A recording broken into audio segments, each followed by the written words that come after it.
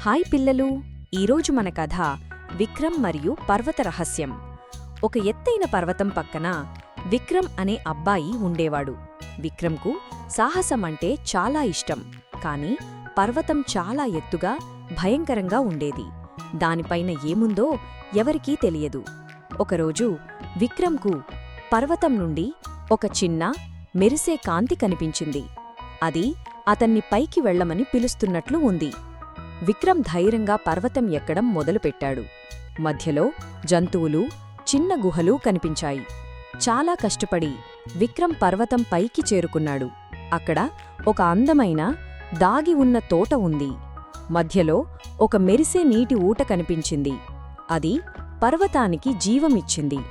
విక్రమ్కు చాలా సంతోషం కలిగింది. విక్రమ్ ఆ రహస్యాన్ని గ్రామానికి చెప్పాడు.